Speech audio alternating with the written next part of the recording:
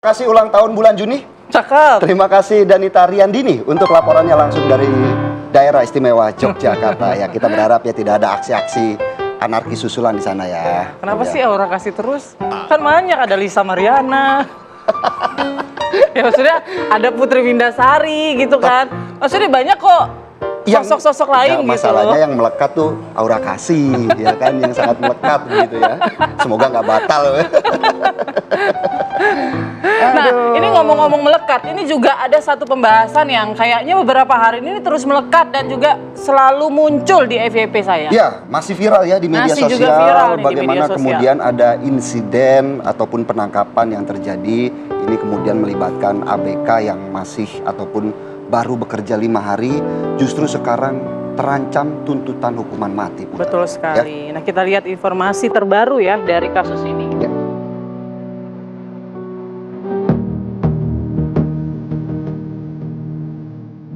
Enam terdakwa kasus penyelundupan 1,95 ton sabu yang merupakan ABK Sea Dragon hadir dalam sidang lanjutan yang digelar di Pengadilan Negeri Batam.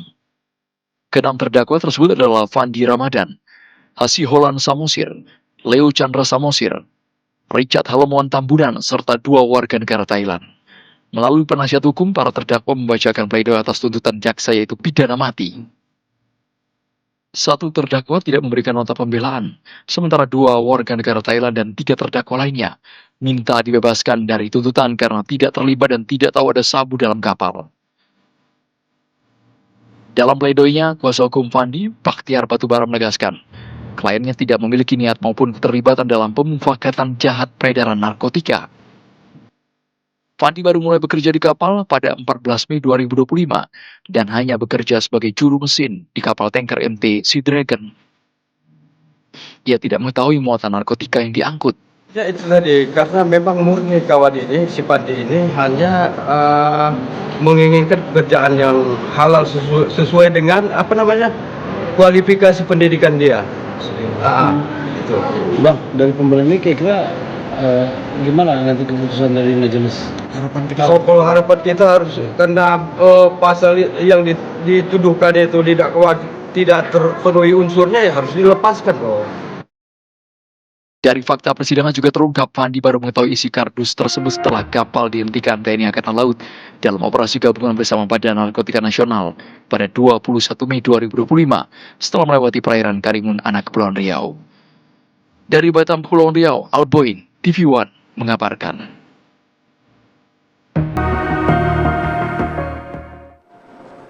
Ya, cukup miris Put ya bagaimana kemudian kasus dari penangkapan narkoba ini yang memang hingga saat ini masih viral, bahkan juga informasinya telah menjalani sidang pledoi Put ya. Benar, Informasi di pada hari Senin kemarin ya sudah membacakan nota pembelaan nih dari ABK Fandi dan kita masih menunggu ya sidang lanjutannya seperti apa, putusan dari hakim seperti apa. Tapi Komisi 3 sendiri sudah mendorong untuk tidak menghukum mati gitu ya si ABK Fandi. Ini baru tersebut. sifatnya mendorong ya, artinya bukan memutuskan ya untuk Komisi 3 DPR ya. Dan untuk mengetahui sebenarnya bagaimana sih letak ataupun inti dari kasus ini, kita sudah bergabung dengan beberapa narasumber. Ada siapa aja Put? Benar, di studio kita sudah hadirkan Pak Idewa Nyoman Budiasa, Sekjen Kesatuan Pelaut Indonesia. Selamat pagi Pak Dewa. Selamat pagi Pak Putri, Dewa. Philips, pagi. Dan melalui sambungan Zoom kita juga sudah terhubung dengan Bapak Sulaiman, orang tua dari Fandi Ramadan ABK yang saat ini dituntut hukuman mati. Selamat pagi Pak Sulaiman. Selamat pagi Pak Sulaiman. Selamat pagi Bu. Selamat pagi Pak. Baik Pak Sulaiman dan juga Ibu Nirwana, tentunya kita juga ingin mengetahui sebenarnya update dari kasus ini, kan artinya kemarin juga sudah sidang pledoi. Seperti apa sih Ibu sejauh ini Pak upaya dari pihak keluarga untuk terus mendapatkan keadilan untuk sang anak?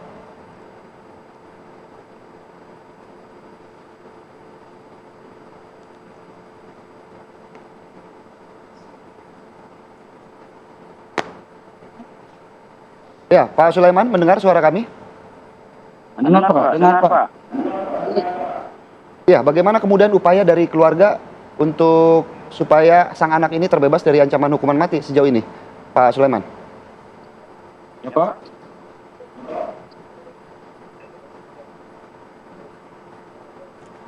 Mungkin Bu Nirwana kalau mendengar boleh ikut menjawab juga Ibu Nirwana. Sejauh ini apa upaya yang sudah dilakukan pihak keluarga agar Fandi ini tidak atau terbebas dari hukuman mati?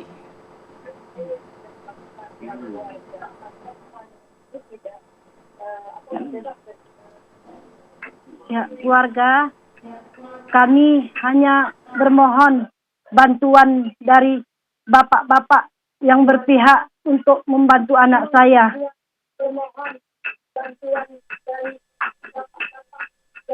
Ya, pihak keluarga sudah meminta bantuan kemana saja, Bu?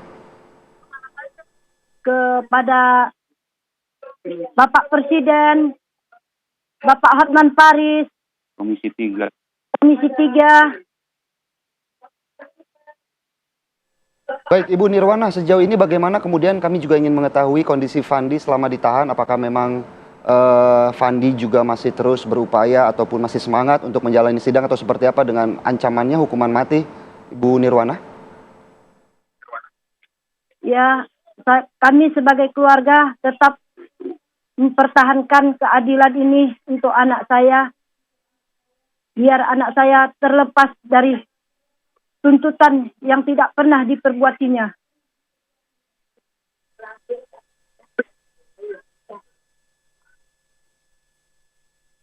Pak Sulaiman, tapi gini, Bapak melihat kasus yang menjerat anak Bapak seperti apa gitu? Apakah Bapak sudah punya firasat sebetulnya sebelum Fandi ini bekerja? Apalagi ini kan pekerjaan pertamanya begitu. Seperti apa, Pak? Nggak ada firasat, Bu.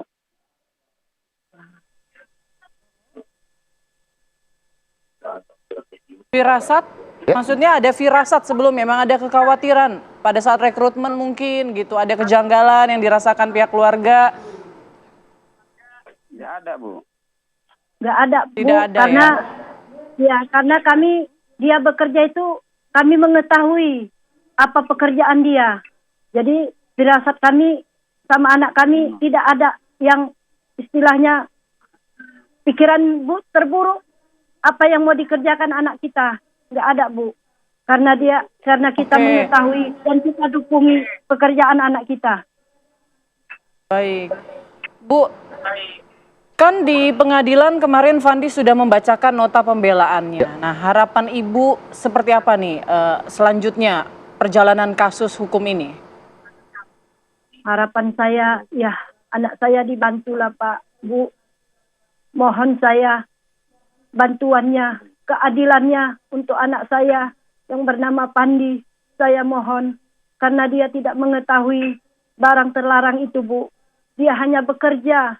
Dia bekerja untuk keluarga, untuk adik-adiknya, untuk dirinya, untuk masa depannya. Harapan keluarga, mohonlah bebaskan anak saya, Bu. Karena anak saya tidak mengetahui apapun yang jenis di dalam kapalnya itu.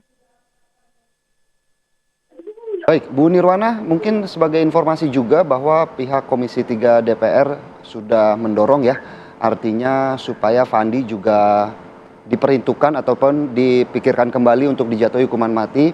Artinya mulai ada secerca harapan untuk Fandi bisa lolos dari ancaman hukuman mati. Bagaimana kemudian tanggapan dari pihak keluarga, Ibu Nirwana? Ya, harapan saya, ada sedikit harapan saya dari bapak-bapak yang berhati mulia untuk menolong anak saya, membebaskan anak saya, memperjuangkan keadilan untuk anak saya. Itu harapan saya yang masih ada di hati saya, bahwasanya di Indonesia ini masih ada keadilan untuk rakyat yang seperti kami.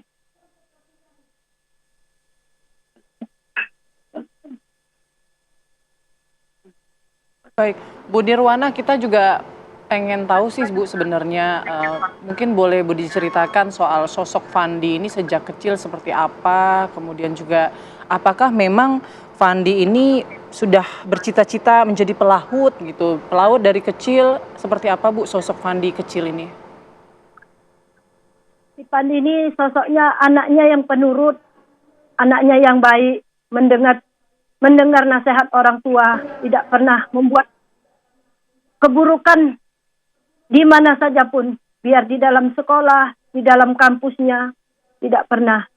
Cita-citanya, dia bukan mau jadi pelaut, cita-citanya mau jadi tentara. Cuma keluarga meminta dia menjadi pelaut karena tidak memungkinkan kondisi badannya, fisiknya. Karena fisiknya memang ya dia anaknya memang ibaratnya badannya kurus. Jadi kami takut gitu karena kalau tentara itu kan fisiknya harus kuat. Jadi kami arahkan dia jadi pelaut. Cita-citanya mulia, Bu. Cita-citanya mulia sekali. Baik, Bu Nirwana, mungkin sedikit saja pendek, artinya dari sidang yang telah dijalani oleh Fandi, pembelaan apa yang perlu digarisbawahi supaya juga Fandi tidak mengetahui pertama bahwa barang yang dibawa adalah narkoba dan kemudian juga memang Fandi tidak terlibat dalam kasus ini. Apa yang perlu digarisbawahi, Bu Nirwana? Ya, memang anak saya memang tidak terlibat. Dibilangnya dia tidak mengetahui, makanya kami memperjuangkan keadilan untuk anak saya. Tegakkan kebenaran untuk anak saya. Saya berjuang kepada bapak-bapak yang berhati mulia, yang bisa mendengar jeritan hati saya sebagai seorang tua. Saya sangat bermohon kepada bapak-bapak. Saya bermohon sekali, bantulah saya, bantulah kami, warga Indonesia, Pak. Wargamu, Pak, tolonglah kami, Pak. Anak bangsa yang mencari nafkah untuk keluarganya, Pak. Bukan untuk dirinya sendiri. Bukan untuk terlibat jaringan narkoba sebanyak ini, Pak. Ya, Pak. Kami yakin anak kami, karena dari kecil kami didik anak kami yang bagus, Pak. Yang mulia, Pak. Jadi tidak ada niat dia untuk mengikuti dengan jaringan narkoba, apalagi sebanyak itu, Pak. Dia nggak akan berani, Pak, mengkhianati kepercayaannya kepada kedua orang tuanya, Pak. Dia tahu betapa susahnya, betapa sakitnya perjuangan orang tuanya untuk masa depannya. Makanya dia tidak akan mungkin mengkhianati kedua orang tuanya, Pak. Mengkhianati keluarganya, Pak. Makanya kami berharap penuh kepada Bapak Presiden, Bapak Prabowo, tolonglah bantu kami. Bantu rakyatmu, Pak. Bantulah kami, Pak. Orang yang tak punya, tak mampu ini, Pak. Yang susah ini, Pak. Tolonglah saya, Pak. Bebaskan anak saya, Pak. Dia tulang punggung kami, dia kebanggaan kami, kebanggaan keluarga, Pak. Harapan kami besar kepada anak saya, Pak. Baik, Ibu Nirwana, tentunya juga ini kita menjadi PR ya, artinya catatan penting bahwa sebuah tujuan yang mulia justru kini harus terancam nyawa. Kami juga merasakan apa yang mungkin Bu Nirwana dan Pak Sulaiman rasakan ya terhadap Fandi begitu. Oke, mungkin kita beralih dulu ke Pak Dewa ya. Pak Dewa kan pasti sudah mengikuti kasus ini karena sudah viral di mana-mana. Tapi kalau menurut Pak Dewa sendiri, apakah proses rekrutmen dari Fandi ini memang sudah melalui proses yang resmi, legalitasnya seperti apa? Tapi nanti dijawabnya usai jeda ya Pak Dewa ya. Tetap bersama kami di Pagi-Pagi Seru. Anda kembali di Pagi-Pagi Seru, mungkin langsung saja Pak Dewa menjawab rekrutmen dari Fandi dan kawan-kawan ini apakah memang sesuai prosedur, mekanisme yang resmi atau seperti apa? Ya, terima kasih Mbak Putri, Mas Philip. Ya. Jadi kami dari Kesatuan Pelaut Indonesia, sebuah serikat pekerja pelaut yang ada di Indonesia yang menjadi satu-satunya serikat pelaut yang berafiliasi dengan International Transport Workers Federation. Jadi kita collaboration dengan 147 negara dari union atau serikat pekerja pelaut yang ada di 147 negara di dunia. Nah, menelaah kasus Fandi ini, yang kapal ini sudah ditangkap dari tahun lalu sebenarnya. Sudah ditangkap? Ya. Pernah ditangkap? Bukan, artinya kejadian ini tahun lalu. Oke. Bulan Mei 21 sampai 25. Jadi orang tua Fandi sendiri, Bu Nirwana dan Pak Sulaiman sebenarnya pernah mengunjungi kantor cabang kami di KPI cabang Belawan. Untuk minta pendampingan tuh? Minta pendampingan, minta pendapat, itu kalau nggak salah 3 hari sebelum sidang yang terakhir kemarin kalau nggak salah. Tuntutan? Artinya yang, ya, sidang tuntutan dari jaksa ya. Dan di situ kita melihat, kalau kami di organisasi tentunya melihat dari perspektif kemaritiman ya, khususnya kepelautan. Memang kalau kita lihat di sini banyak sekali yang harus yang bisa dikoreksi gitu ya, atau mulai dari sistem perekrutan karyawannya, mulai dari kelaik lautan kapalnya itu sendiri gitu. Karena kapal ini lama di Batam, di galangan kapal. Gitu. Jadi sampai hari ini kita belum bisa tahu kapal ini sudah, kalau bahasa kendaraannya sudah disamsat belum? Ada nomornya. Sudah berlayar, iya. Jadi kapal itu laik layar, salah satunya kapal itu harus memiliki Certificate of Register, di mana kapal itu diregistrasi, di negara kayak mana? BPKB gitu lah ya. Ya. Benderanya apa gitu? Ya kan? Ada nggak kapalnya ini? Dari sumber kami di Serikat Pekerja, kami tidak temukan. Termasuk kami sudah coba minta ke Lloyd Register, ya kan, pusat registrasi kapal di London. Kapalnya nggak ditemukan, tidak ada registrasi kapalnya. Udah Walaupun ilegal proses tuh ya? merekrutnya itu cukup rapi atau seperti apa kalau kita berbicara? Kalau ini setelah tidak ada nomor itu sistem perekrutannya kalau saya melihat. Jadi kalau saya simak ceritanya. Jadi yang dijalani Fandi itu bukan sistem perekrutan, tapi sistem apa ya, kayak ya perekrutan secara langsung.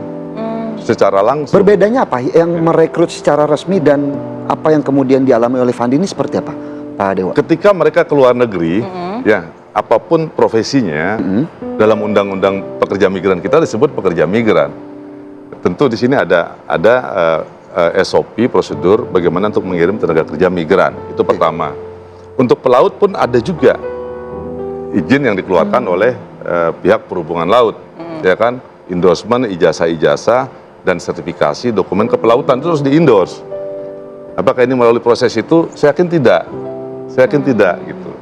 Terus kapal sendiri, kalau dalam bahasa shipping internasional, kapal ini disebut dengan phantom shipping. Artinya Phantom, apa? Phantom. Ya, phantom itu apa? Jadi kapal itu ada kapal-kapal bendera nasional, ya kan? Ada kapal-kapal bendera kemudahan. Bendera kemudahan itu kapal-kapal yang antara pemiliknya dengan bendera kapalnya, registrasi kapalnya berbeda negara. Gitu. Ada juga yang kita sebut phantom shipping. Phantom shipping ini yang biasa dipakai untuk ilegal. Dia tidak terregister. Jadi kapal siluman lah. Ya kan? siluman. Ini kategori itu, ya kan? Walaupun berlabuhnya di dermaga yang kita bisa bilang dermaga yang memang diakui oleh pemerintah atau seperti apa? Biasanya memang kapal-kapal ini beroperasi di perairan yang pasti perairan bebas. Yang kedua, kalaupun dia harus berlabuh, dia akan mencari titik-titik yang, mohon maaf, otoritasnya lemah. Pengawasannya Lemah dalam pengawasan, ya. Lemah dalam pengawasan dan lain sebagainya. Artinya di situ. Nah, tapi gini, ini kan buat mengedukasi juga ya calon-calon pelaut mungkin yang akan bekerja di kapal gitu. Kadang-kadang mungkin bisa saja nggak paham proses rekrutmen yang benar sama yang tidak benar. Nah, mungkin Bapak bisa ngasih pencerahan nih. Kira-kira kalau rekrutmen seperti ini perlu kita curigai nggak sih gitu? Sebenarnya dalam di Indonesia di Undang-Undang Pekerja Migran walaupun di Undang-Undang Kepelautan ya. Ada satu loophole yang mau saya bicarakan di sini. Satu loophole itu dalam undang-undang kita, aturan kita, satu celah hukum yang ini dijadikan disalahgunakan oleh oknum, ya kan? Yaitu masih adanya diperbolehkannya pekerja migran atau pelaut independen, mandiri. Di situ masih ada. Ini selama ini menjadi kecelahan. Bukan hanya di laut. Yang paling parah kemarin ya kejadian ya mereka yang menjadi korban TPPO ke Kamboja. Misalnya, karena ada pekerja mandiri itu masih diperbolehkan, gitu. Walaupun alasannya itu hak asasi manusia itu tetap harus tercantum, tapi ini menjadi lubang besar, celah besar, lubang hitam untuk sistem perekrutan pekerja migran dan pelaut di Indonesia. Karena broker-broker yang tidak bertanggung jawab ini akan menggunakan celah itu. Ini maksudnya pelaut mandiri misalnya kapalnya punya siapa, terus dia hire sendiri kaptennya nggak tahu siapa, seperti itu ya berarti posisinya ya. Terus yang rekrut ABK-nya nanti bukan dari kaptennya gitu atau dari bawaan siapa, beda-beda orang gitu artinya direct hire. Ajakan juga artinya ya. Ajakan ya kalau 1-2 orang tidak apa-apa. Kasusnya Fandi ini 4 orang. Ya kan? Kasus yang Kamboja yang pekerja migran dipekerjakan di bisnis ilegal juga, judol itu ratusan orang. Scamming bisa jatuhnya bisa jadi scamming ya. Ya, karena itu celah. Jadi ini yang harus mungkin pemerintah stakeholder artinya harus segera putuskan ini. Ketika bicaranya prevention, protection untuk tenaga kerja kita di luar negeri, Ya, lubang-lubang itu harus ditutup dulu. Gitu. Oke. Nah, sebetulnya kan pekerja-pekerja ini kan harus mengetahui dulu lah, ini kapal apa, Ya, betul. apa muatannya, apa yang dibawa, tujuannya apa, itu kan udah pasti diketahui. Biasanya Nah, ada ini di kan, manifestnya ya kalau ya. untuk seperti itu Nah, ya. Fandi ini kan katanya kan awalnya diinfokan misalnya bahwa muatannya minyak ya, Minyak, kalau nggak salah. informasinya. Kemudian tiba-tiba bawa sabu. Nah, ke dalam struktural kapal sebetulnya apakah ABK ini punya kewenangan untuk menolak perintah atasan jika ternyata tidak sesuai dengan informasi di awal tadi? Apalagi kan muatan-muatannya. transaksinya di tengah laut, artinya kan Betul. mungkin kalau dia menolak, wah saya kalau mau lompat ya jauh, lautnya air semua, kan Betul, artinya begitu. Untuk menolak kan cukup sulit. Betul. Pak Dewa, seperti apa kemudian? Ya, ini juga yang kami mohon dari Majelis Hakim di Pengadilan Negeri Batam, ya, untuk melihat juga dari kacamata maritim, gitu ya.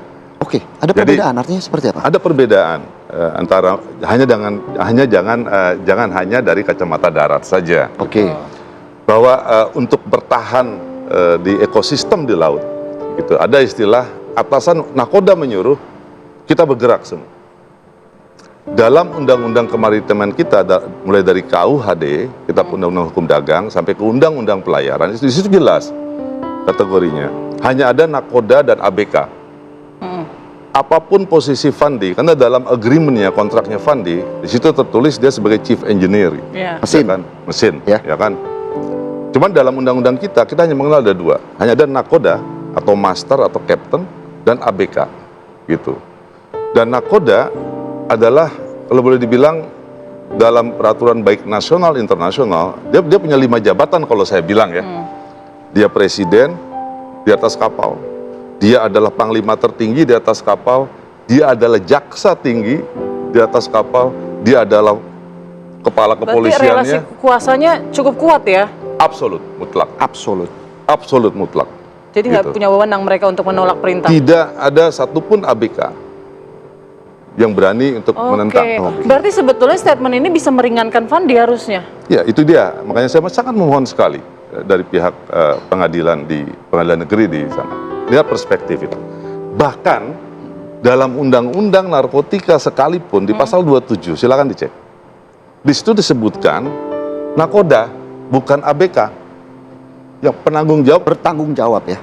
Di pasal 28-nya pilot untuk yang transshipment udara. Gitu. Jadi ABK ini bukan saya bukan saya ingin mengintervensi, tidak. benar. Tapi kami memohon gitu. Karena Fandi ini hanya seorang ABK. Gitu. Yang Apalagi baru 5 hari, ya kan? cita-citanya juga ingin membantu keluarga. Sangat mulia Baik. Pak Dewa. Tapi memang kalau berdasarkan statementnya Pak Dewa tadi, harusnya itu bisa jadi salah satu pembelaan Fandi ya. Ada kata-kata yang juga. akan meringankannya pada. Ada kata-katanya Fandi mengetahui.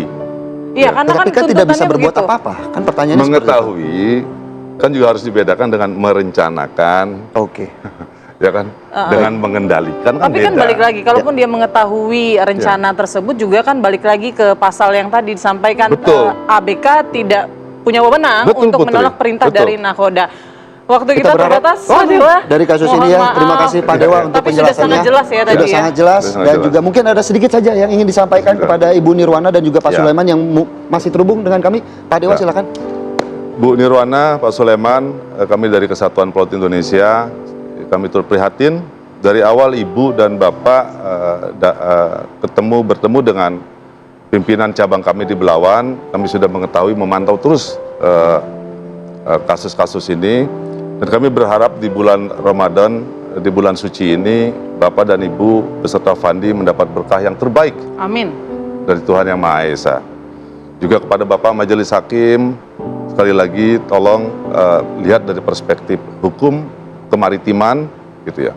Karena pada saat itu kami yakin Fandi dan ABK yang lain itu berada di bawah tekanan yang sangat dan instruksi yang tegas dari kekuasaan yang mutlak, yang absolut di atas kapal.